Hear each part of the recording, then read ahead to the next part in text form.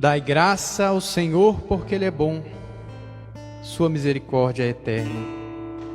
Dai graças ao Deus dos deuses, porque eterna é a sua misericórdia. Dai graça ao Senhor dos senhores, porque eterna é a sua misericórdia. Meus irmãos, minhas irmãs, esse salmo era cantado pelo povo quando estava indo para a casa de Deus, quando estava indo para o templo. Aí é uma pessoa à frente dizendo: dai graças ao Senhor porque Ele é bom. E todos respondiam: eterna é a sua misericórdia. Esse salmo era também cantado na Páscoa. Se a gente pensar que Jesus, quando saiu da Santa Ceia, quando tinha acabado de instituir o sacramento do amor, a Eucaristia, quando Ele tinha dito para os apóstolos: não vos chamo servos, agora vos chamo amigos, Ele saiu de lá cantando esse salmo: dá graças ao Senhor porque Ele é bom, eterna é a sua misericórdia. E pensando sobre o que eu falaria para vocês aqui hoje, me veio à mente que o apóstolo que ouviu essas palavras de Jesus: não vos chamo servos, eu vos chamo amigos, e que mais experimentou a misericórdia de Deus foi Pedro. A vocação de Pedro é uma coisa curiosíssima, muito tocante, muito cheia de detalhes que nos ajuda a compreender Jesus. Pedro tinha pescado a noite inteira e não tinha conseguido pescar nada. Ele tinha trabalhado e trabalhado e trabalhado, e o seu trabalho não tinha dado frutos. Então ele estava lá na beira da praia, arrumando as suas redes, e Jesus se sentou na sua barca, na barca de Pedro, para poder ensinar o povo. Quem sabe se Pedro não tivesse conseguido uma pesca muito grande, ele não teria ido dormir mais cedo. E quem sabe ele não teria ouvido as palavras de Jesus. Daí nós já podemos perceber que às vezes Deus permite que o nosso esforço, por mais bem intencionado que seja, não dê frutos. Às vezes Ele permite que a gente passe uma longa noite trabalhando e não conseguindo nada. Mas Ele permite isso porque Ele é bom e eterna é a sua misericórdia. Ele permite isso porque Ele quer nos encontrar pela manhã. E Ele quer nos convidar a segui-lo. Quando a gente pensa na vida dos santos, que às vezes se esforçavam no melhor sentido para fazer as coisas de Deus e não obtinham frutos. São Luís de Montfort, que escreveu o Tratado da Verdadeira Devoção, em determinada localidade ele queria construir no alto de um monte um calvário, um espaço onde se celebraria a missa, uma grande cruz. Ele reuniu todo o povo das regiões vizinhas, eles trabalharam por mais de um ano, eles se esforçaram, eles arrecadaram coisas, eles trabalharam manualmente, e aí quando faltava um dia para aquele calvário ser inaugurado, foram lá no rei da França e disseram: está vendo aquela estrutura que eles estão montando lá? Aquilo ali é para esconder soldado inimigo. O rei, por via das dúvidas, no dia da inauguração, chega a mensagem: é para desmanchar tudo. Talvez qualquer um de nós se desanimasse, nunca mais vai querer construir nada. Quantas vezes na igreja, quando a gente não é tratado da maneira com que seria normal, com que seria natural, com que um cristão nos tratasse, um seguidor de Jesus nos tratasse, quando a gente é às vezes até humilhado dentro da igreja, quantas vezes a gente não quer virar as costas e não trabalhar mais? A gente se esquece que o motivo de nós estarmos aqui, o motivo de tudo de bom que nós fazemos, é que o Senhor é bom e eterna é a sua misericórdia. São Luís de Montfort não desanimou. Ele disse para o povo: nós queríamos construir um calvário no alto dessa montanha, mas Deus quis construí-lo no nosso coração. Bendito seja Deus. Meus irmãos, diante das tribulações da vida, será que a gente sabe dizer isso? Dai graças ao Senhor porque Ele é bom. A gente não precisa de um motivo para dar graças a Deus. A gente tem que dar graças a Deus no meio da tribulação. Aí é que vale mais. Essa é a verdadeira alegria, dizia São Francisco. Outro santo, São João Bosco. São João Bosco, até ele arrumar um lugar que ele pudesse trabalhar com os jovens, ele foi despejado 3 vezes. Um exemplo mais próximo nosso, Santa Irmã Dulce. Santa Irmã Dulce cuidando dos doentes, cuidando dos necessitados. Primeiro ela foi para uma casa abandonada, expulsaram ela. Depois ela foi para uns arcos que tinham lá em Salvador, mas aí a prefeitura disse, não, aqui é ponto turístico, onde já se viu, expulsaram ela. E por fim ela foi terminar no galinheiro do convento. E do galinheiro do convento de Santo Antônio, curioso isso, né? Santa Irmã Dulce nunca teve um tostão furado no bolso, mas com a devoção de Santo Antônio ela construiu um hospital que é um quarteirão inteiro. Um hospital que vai daqui lá na ponte de Roça Grande. E essa atitude de São Pedro, que apesar de não ter pegado nada, quando Jesus disse para ele, vamos pescar, ele poderia ter dito, escuta, por mais que você seja pregador, por mais que você tenha belas palavras, você é carpinteiro, pescador aqui sou eu. Quantas vezes a gente não quer colocar a nossa vontade no lugar da vontade de Deus, como se nós soubéssemos o que é melhor para nós. Especialmente quando a contrariedade é grande. Quantas vezes a gente se revolta, a gente não aceita, a gente não abaixa a cabeça para a vontade de Deus, como fez Nossa Senhora. E Pedro então obedece. Senhora, em atenção à sua palavra. Na oração também é assim. Às vezes a gente não quer rezar. E digo para vocês, a oração que a gente faz no dia que a gente não quer rezar, ela vale mais. Porque a gente está indo em atenção à tua palavra. E não porque eu vou ganhar alguma coisa. E não porque eu vou ter consolações. Tem dias que Deus nos pega pela mão e nos leva para rezar lá no Monte Tabor, na transfiguração, na glória. É o dia que a gente se enche de consolação, que a gente diz como Pedro, Senhor, é bom estarmos aqui. Mas tem dia que o Senhor nos pega pela mão e nos leva para rezar no Horto das Oliveiras. São Pedro no Horto das Oliveiras, ele não queria rezar com Jesus. Jesus estava lá rezando, suando sangue, contemplando todo o mal que já existiu no mundo, todo o pecado que já existiu no mundo. E Pedro dormindo. Pedro estava com sono. Jesus mesmo diz o motivo. O espírito está pronto, mas a carne é fraca. Quantas vezes a nossa carne é fraca?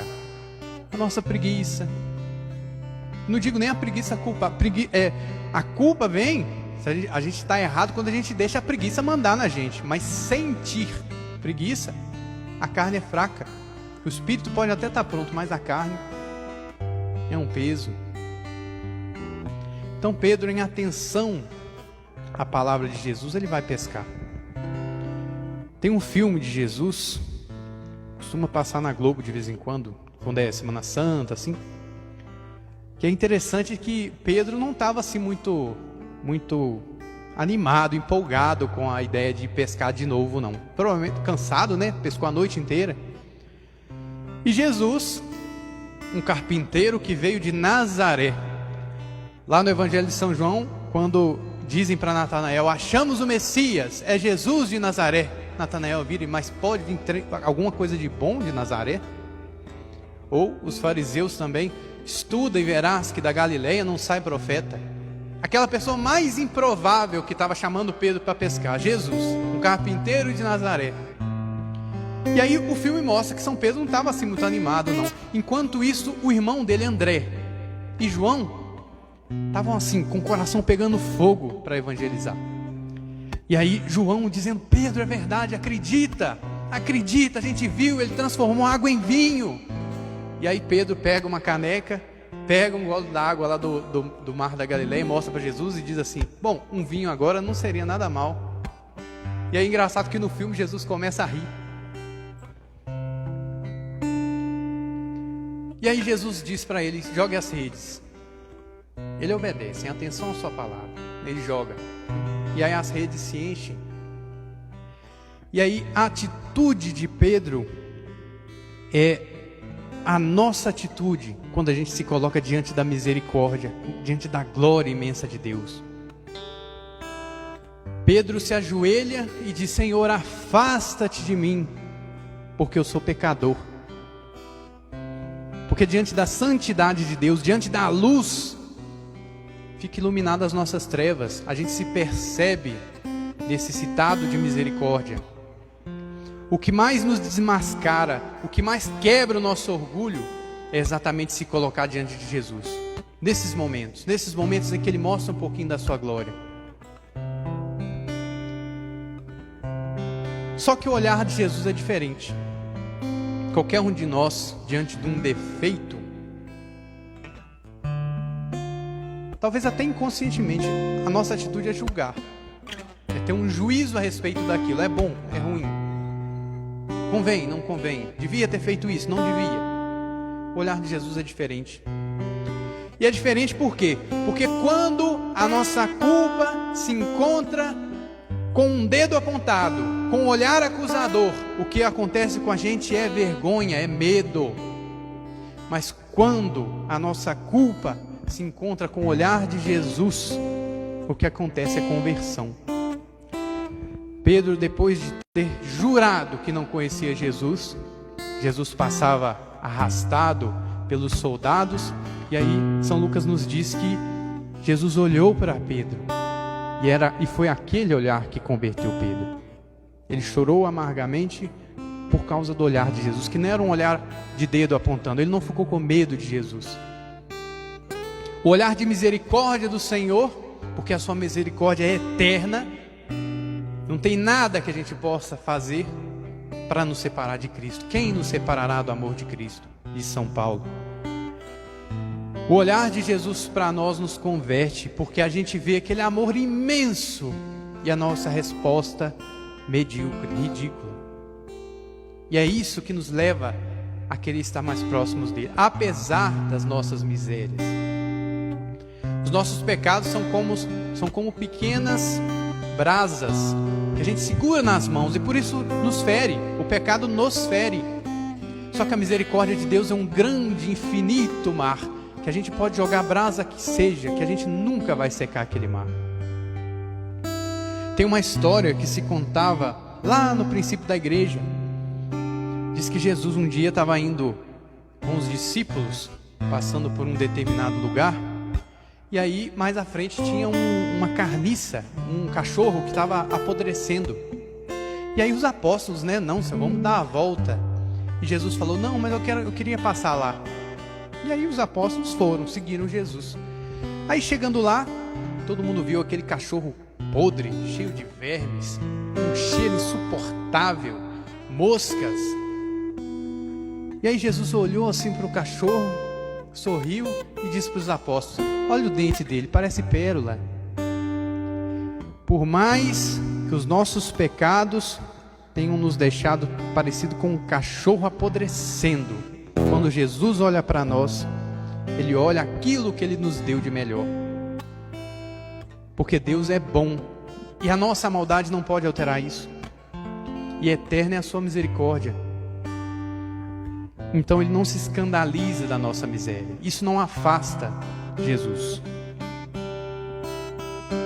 Então quando Jesus viu Pedro dizendo: Senhor, afasta-te de mim, porque eu sou pecador, Ele viu o grande santo que São Pedro poderia ser. E por isso que Ele disse: Pedro, eu farei de ti pescador de homens. Vem e segue-me. E Pedro seguiu.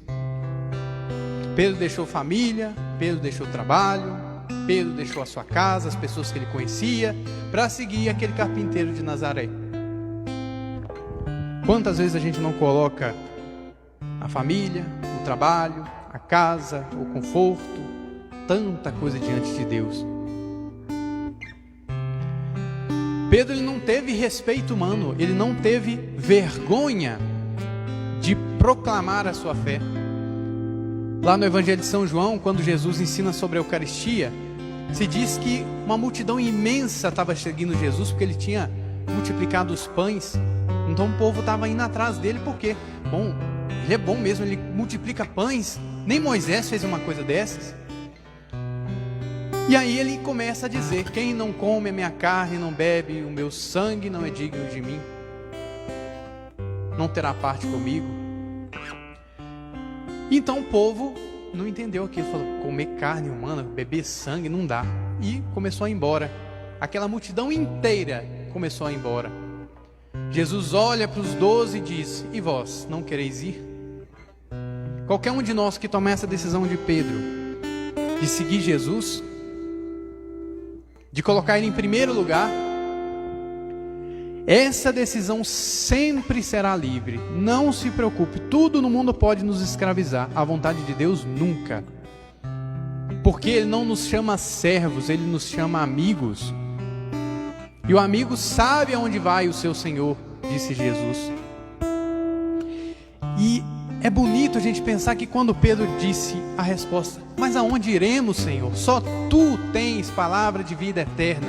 Ele não tinha entendido uma palavra do discurso de Jesus. Ele só foi entender que Jesus estava falando da Eucaristia lá na Santa Ceia. Naquele momento ele não entendeu nada, mas ele disse: Senhor, eu creio que Tu tens palavra de vida eterna. Se é o Senhor que está dizendo, então é porque é assim. A fé não é como essas lâmpadas que nós temos, que iluminam todo lugar onde nós estamos. Seria fácil se cada dificuldade que a gente tem na vida fosse iluminado pela fé e a gente visse o lugar que aquilo tem no plano de Deus. Mas não é assim. A gente só vai ver tudo às claras quando a gente estiver face a face com Deus. A gente só vai entender as coisas que Deus permitiu a gente passar quando a gente estiver vendo Ele face a face, quando a gente estiver de frente daquele cuja misericórdia é eterna. Nessa vida quem nos guia é a fé. E a fé é como uma vela.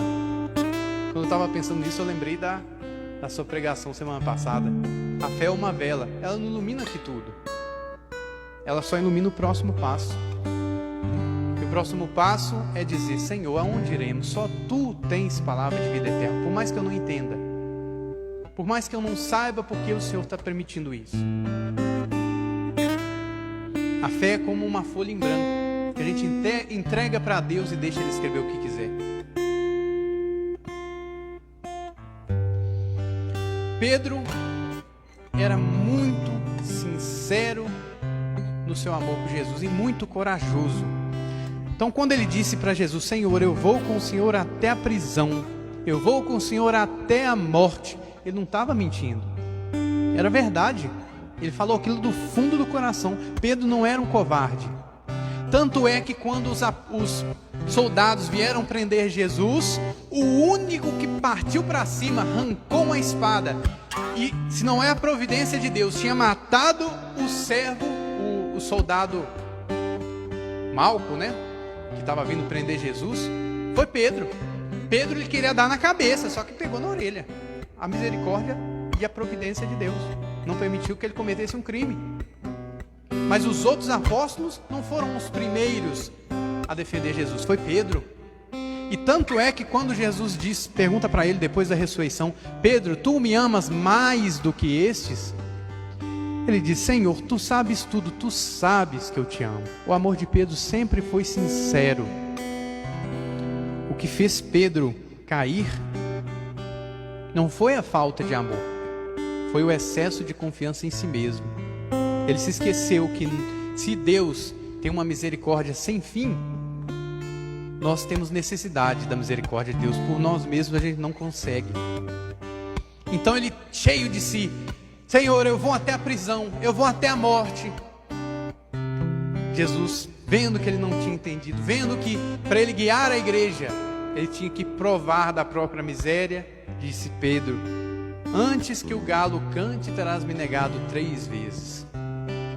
E chega até a ser amargo para a gente que lê, quando não só Pedro nega, não mais diante dos soldados ele foi corajoso, mas diante de uma simples mulher que trabalhava lá para o sumo sacerdote, que perguntou: olha, eu estou te conhecendo, eu vi você com aquele homem que prenderam aí. E Pedro: não, você está ficando louca, eu juro que eu não conheço esse homem.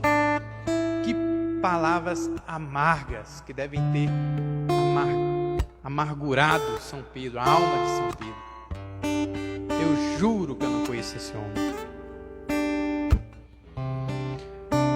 Mas Pedro experimentou a misericórdia, ele experimentou o perdão de Jesus. E a bonita história que conta como ele entregou sua vida por Jesus. Já velho, o próprio Jesus tinha previsto: quando fordes velho, irás aonde não queres ir.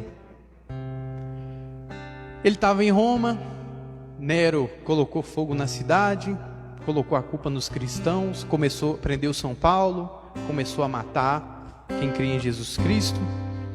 E o próprio povo disse: não, você tem que ir embora, você é o chefe da igreja, vão querer te prender. E Pedro aceitou, foi embora. Quando ele estava indo numa estrada para fora da cidade de Roma, ele vê Jesus passando com a cruz. E aí ele olha aquela visão e pergunta: onde vai, Senhor? É a frase que dá nome à história: covardes, onde vai, Senhor? E aí Jesus olha para ele e diz: eu vou para a cidade para ser crucificado de novo. Pedro entendeu que Jesus se identificava com a sua igreja que estava sendo perseguida, que Jesus se identificava com aqueles que estavam sendo mortos. Então Pedro voltou para morrer junto de Cristo, como ele tinha prometido, junto do povo que estava ali e Cristo estava sofrendo neles. E Pedro, que tinha sido tão soberbo no Horto das Oliveiras, na hora da morte, teve um ato de humildade. Disse para os carrascos: eu não mereço morrer como meu Senhor, me crucifica de cabeça para baixo. Jesus colocou, ele poderia ter colocado Paulo para guiar a igreja. Paulo, depois de convertido, foi só morra acima, foi só crescendo em santidade. João estava aos pés da cruz. João tinha companhia de Maria. Ele poderia ter escolhido o melhor. Sejamos claros, Jesus poderia ter escolhido uma pessoa melhor, um discípulo melhor, mas ele quis Pedro. Isso porque a santidade da igreja, e Pedro e todos os papas têm que guiar a igreja. A santidade da igreja não pode ser diferente da santidade de Jesus. Jesus, quando esteve aqui nesse mundo, ele andava com os pecadores, não com os santos. E ele continua andando com nós, pecadores. Ele nunca nos abandona. A igreja é como um hospital. Quanto mais doente no pecado a gente estiver, mais a gente precisa da igreja, mais a gente tem que buscá-lo, porque o nosso pecado não anula uma misericórdia que é eterna. A igreja é santa, santíssima, imaculada, sem pecados, não porque todos nós que estamos nela não tenhamos pecados e sejamos santos. Ela é santa porque nela atua a força santa de Jesus Cristo.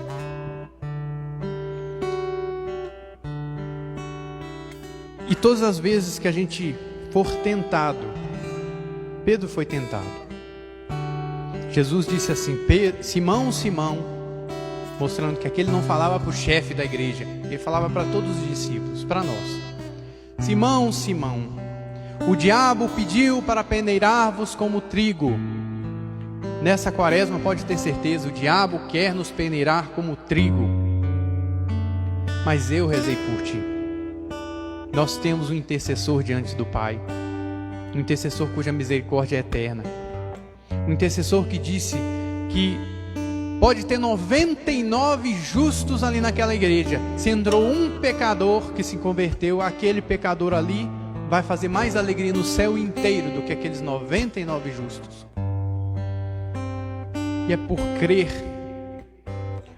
na misericórdia de Deus, é por crer, por dar graças ao Senhor que é bom, porque eterna é a sua misericórdia, que nós temos que derramar diante dele a nossa vida, a nossa essência. É por isso que eu pedi ao Ministério de Música para cantarmos essa música aqui.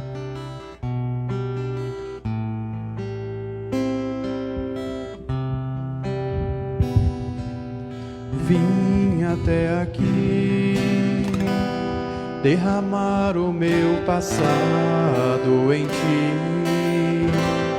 Vim banhar os pés que andaram por aí, sem carinho receber.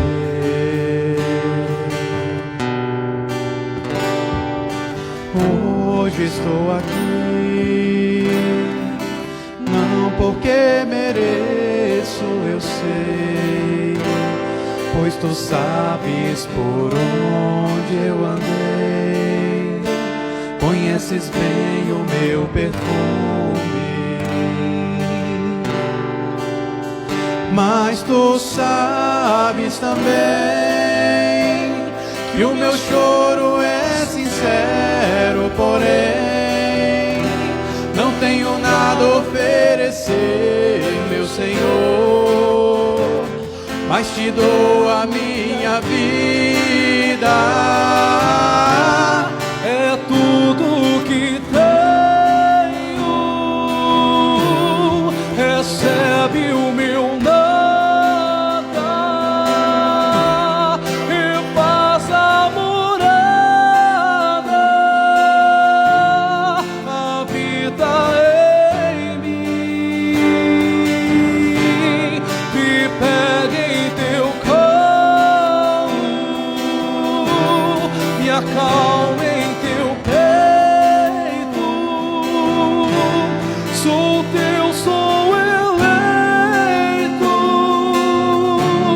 e a minha essência exala teu cheiro,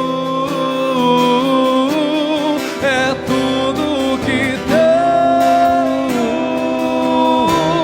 recebe o meu nada e faz a morada, habita em mim,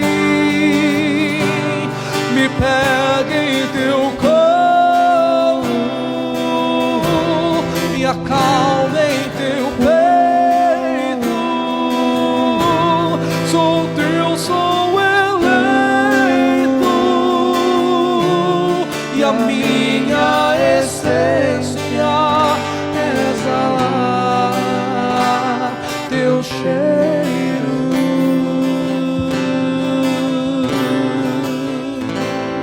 Dai graças ao Senhor porque Ele é bom, Que eterna é a sua misericórdia, louvado seja nosso Senhor Jesus Cristo. para sempre seja louvado.